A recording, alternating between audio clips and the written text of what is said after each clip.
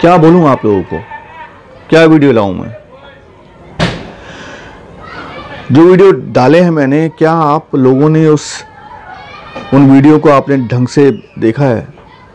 अगर आपने ढंग से उन वीडियोस को देखा होता तो शायद आप में से कुछ लोग इस तरीके से सवाल नहीं करते। रिपीट वही सवाल बार बार आप करते हैं। दोस्तों, आसान नहीं है इस इंडस्ट्री में काम करना, आसान नहीं है एज एन एक्टर एस्टैब्लिश होना। ये नौकरी नहीं है कि हर महीने आपको एक बंधी बनाई तनख्वाह मिलेगी। ये नौकरी छोड़ोगे तो वो नौकरी फट से मिल जाएगी। पता ही नहीं चलता भाई कि अगला काम कब मिलेगा। जमाई राजा मेरा बड़ा अच्छा शो चला, आप लोगों ने देखा, आप लोगों ने, काफ़ी लोगों ने उसके बारे में बात की है मुझसे। आज मुझे करीब करीब 1.25 साल हो गए घर में बैठे हुए, खाली, काम नहीं मिला दूसरा। तो मुझे काम नहीं मिला, जिसने इतना काम किए, इतने सीरियल्स में काम किया है, मुझे भी अनफिट घोषित कर दिया जाता है। मैं भी ऑडिशन देता हूं, मुझे फेल कर दिया जाता है। तो आप सोचिए, मतलब आसान नहीं है ये सब कि कोई भी उठे और कोई भी अपने शहर से आए और यहाँ पे आके झंडे गाड़ दे। हो भी सकता है वो झंडे गाड़ दे, लेकिन इतना आसान नहीं है। हर एक की किस्मत नहीं होती मेरे भाई। किस्मत के साथ साथ आपकी मेहनत, आपके माँ बाप का आशीर्वाद, बहुत सारे फैक्टर्स होते हैं जिनको लेके आप यहाँ कामयाब हो पाते हैं। हलवा नहीं है कि जो कोई भी बना लेगा और जो कोई बना के खा भी लेगा। यह सफ़र आसान नहीं है दोस्तों। इतना आसान मत समझो। मुझे एक्टर बनना है सर मैं डायलॉग अच्छे लिख लेता हूँ सर, मेरे पास बहुत पैसा है। एक दोस्त ने लिखा कि बहुत पैसा है, मुझे सीरियल बनाना है। क्या बोलूँ मैं आपको? अगर सीरियल बनाना इतना आसान होता तो हिंदुस्तान में ऐसे बहुत से लोग हैं जिनके पास अनगिनत पैसा पड़ा है, वो जाके बना लें। मुंबई में वो आए और बना लें। ऐसा नहीं है। बहुत सारी चीज़ें होती हैं। पैसे से कोई सीरियल नहीं बनता। सीरियल बनता है बहुत सारी चीज़ों से मिलकर। स्टोरी चाहिए, उसके पीछे रिसर्च चाहिए, वो जो स्टोरी है वो स्टोरी क्या बेस्ड है, वो एक्टर्स क्या होंगे, मतलब बहुत सारी चीज़ें होती हैं, तब जाकर कहीं एक सीरियल आप सबके सामने आ पाता है। कितने लोग, हिंदुस्तान के 85% लोग एक्टर बनना चाहते हैं, कितने बन पाते हैं बताइए? कितने लोग मुंबई उतरते हैं ट्रेन से, कितने बन पाते हैं भाई? कितने टिक पाते हैं यहाँ पे? तो आसान मत समझो इस रास्ते को।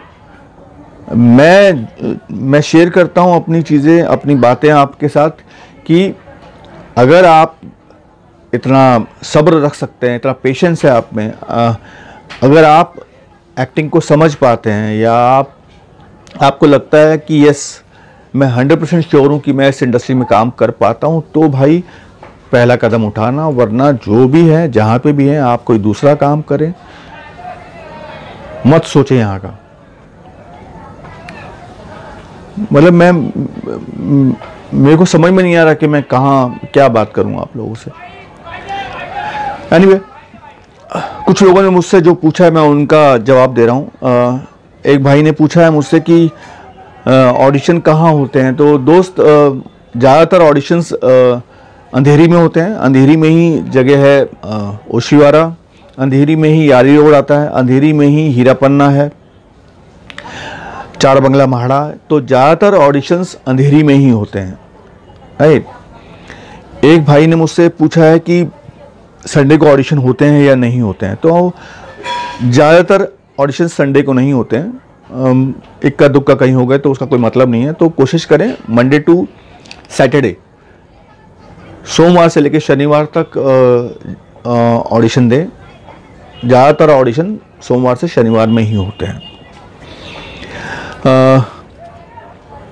एक दोस्त ने लिखा है कि मुझे डायलॉग्स लिखना आता है। तो भाई अगर डायलॉग्स लिखना आता है तो आप किसी प्रोड्यूसर को अप्रोच करें।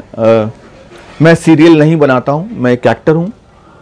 मैं दूसरों से काम मांगता हूँ, मुझे काम मिलता है तो मैं अपना अभिनय उसमें करता हूँ और आप लोग मुझे देख पाते हैं। तो मैं ना तो सीरियल बनाता हूँ, मेरे पास इतना पैसा नहीं है, मेरे पास करोड़ों रुपया नहीं है भाई। करोड़ों क्या, करोड़ भी नहीं है, करोड़ क्या, लाखों में तो अभी क्या बोलूँ मैं आपको। तो आप वहाँ अप्रोच करें, प्रोड्यूसर्स को अप्रोच करें। अच्छी कहानी अगर आपके पास है तो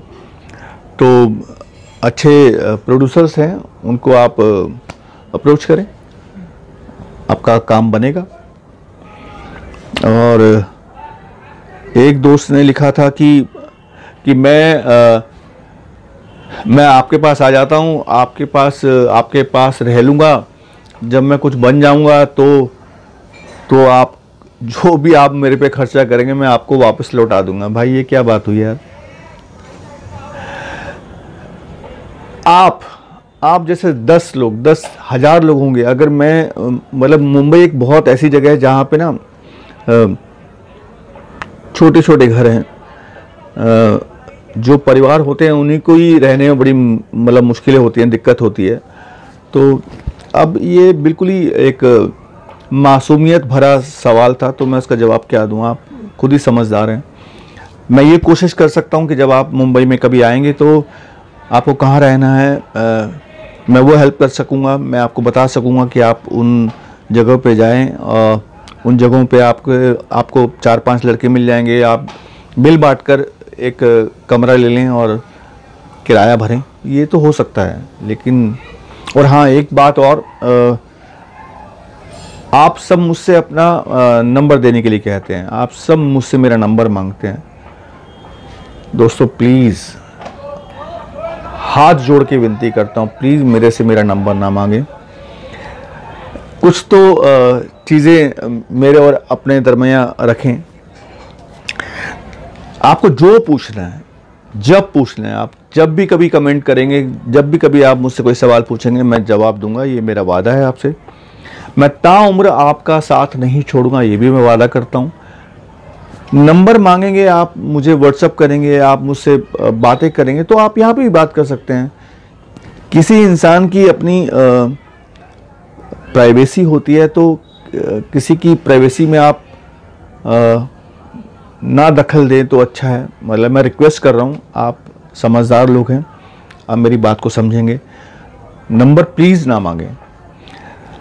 मुंबई आएंगे, आप मुंबई पहुंच चुके, और मुंबई में जब आप मुझे किसी जगह मिलेंगे तो मैं पक्का आपको नंबर दूंगा।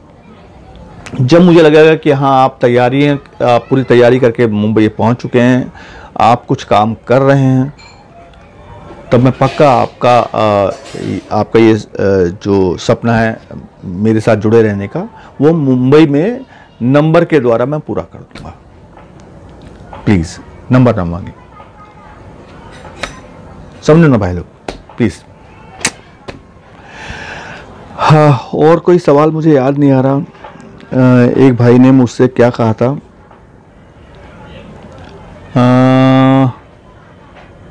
हाँ, कि ऑडिशन हम पर डे दे सकते हैं और कितने दे सकते हैं। देखो दोस्तों, ऑडिशन आप डेली दे सकते हैं, एक दिन में आप 10 ऑडिशन दे सकते हैं। डिपेंड करता है कि आपको कितनी जगह बुलाया गया है। अगर रैंडमली जाके आपको ऑडिशन देना है, जो जगह मैंने आपको बताई है वहाँ पे ऑडिशन चल रहे हैं, तो आपको पूछना पड़ेगा पहले कि मैं ऑडिशन दे सकता हूँ या नहीं। अगर वो आपको बोलते हैं कि हाँ आप उनके क्राइटेरिया में फिट बैठते हैं, उनके हिसाब से वो फिट बैठते हैं आप, तो आप वो ऑडिशन दें। एक क्या 10 दें आप, या आप पे डिपेंड करता है। मैं तो कहूँगा कि आप कम से कम 8 से 10 ऑडिशन दें। मुंबई में आप आए हैं तो काम करने आए हैं ना भाई, तो एकदम चौड़े में भौकाली होके मतलब एक के बाद ऑडिशन पे लाइन लगा दो भाई। तो और अच्छा ये है कि बिकॉज जितने भी ऑडिशंस होते हैं वो अंधेरी में ही होते हैं, तो आप आसपास ही जगह हैं वो सारी जितनी भी मैंने बताई हैं, तो आप ज़्यादा से ज़्यादा ऑडिशन दे पाएंगे। हाँ, एक भाई ने मुझसे कहा कि पूछा है कि हाँ, कि ऑडिशन में सिलेक्ट हो जाने के बाद क्या पैसे देने पड़ते हैं और एग्रीमेंट के कितने पैसे लगते हैं। तो दोस्तों, ऑडिशन देने के बाद अगर आप सिलेक्ट होते हैं तो आपको पैसे नहीं देने हैं। ये बात मैंने पहले भी कही थी, फिर कह रहा हूँ। अगर आप किसी से बात करते हैं, अगर कोई आपको ऑडिशन के लिए बुलाता है और अगर वो कहता है कि आप अगर सिलेक्ट हो गए तो मैं आपसे 20% लूँगा या 10% लूँगा, तो वो बात पहले हो जाएगी। और तब भी ऑडिशन सिलेक्ट हो जाने के बाद आपको पैसे नहीं देने हैं। जब वो काम आप कर लेंगे, उस काम के बाद आपको जब उस काम करने का पैसा मिलेगा, जो भी 2 महीने बाद या 3 महीने बाद जो पैसा मिलेगा, उस पैसे में से आपको उस इंसान को जो भी आपने कमिट किया है वो पैसे देने हैं, पहले नहीं देने हैं। और एग्रीमेंट करने के पैसे नहीं लगते हैं। एग्रीमेंट प्रोड्यूसर्स, जो प्रोडक्शन हाउस है वो और एक्टर, उन दोनों के बीच में होता है। उसमें जनरली ये बातें होती हैं कि आपको इतने दिन के लिए ब्लॉक किया गया है, इतने दिन में आपको मतलब 1 से 25 तक आपको शूटिंग करनी है, आपको इतने दिन छुट्टी मिलेगी, आपको इतने घंटे काम करना है, आपको ये रोल में लिया गया है, आपको इतना पर डे मिलेगा। ये सब बातें उसमें लिखी होती हैं। तो एग्रीमेंट के पैसे नहीं लगते हैं।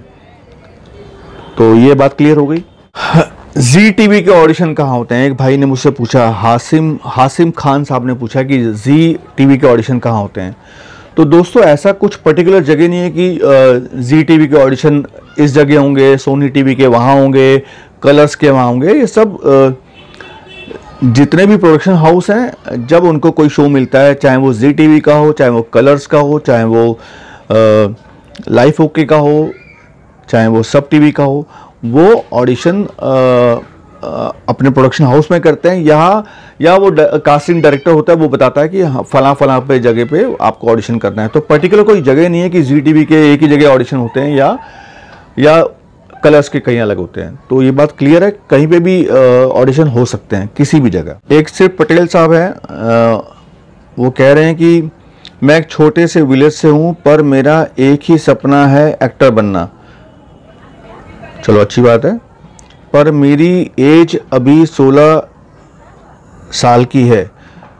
सर जी, क्या मुझे अभी एक्टर बनने के लिए कोशिश करनी चाहिए या नहीं? Please sir help me. Patel साहब, मैं आपको ये कहूँगा कि पहले आप पढ़ें। 16 साल की उम्र है भाई, अभी तो शुरुआत है।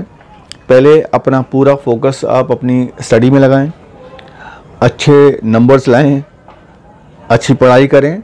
उसके बाद जो भी आपको कैरियर चुनना है, चाहे वो एक्टर बनना है, चाहे वो आपको सीए बनना है, चाहे वो इंजीनियर बनना है, स्टडी पूरी होने के बाद आप उस तरफ देखें। रिक्वेस्ट है मेरी, बाकी आप समझदार हैं, आप जो चाहेंगे आप कर सकते हैं। चलिए, आज का सफ़र यहाँ ख़त्म करते हैं। लेकिन एक बार फिर से मैं वो बात दोहरा रहा हूँ कि एज एन एक्टर ये सफ़र आसान नहीं है। 10 बार सोचें, 10 बार समझें, 10 बार सोचने समझने के बाद मुंबई में आने का कदम उठाएं। प्लीज़ मेरी बात को गौर से समझें। बड़ा मुश्किल है, आसान नहीं है, हलवा नहीं है कि जो मर्जी बना ले और जो मर्जी खा ले। हाँ, अगर आपको अच्छा लगा तो आप प्लीज़ ये वीडियो सब्सक्राइब करें, शेयर करें, लाइक करें, जो भी करें सोच समझ कर करें। Love you all, thank you.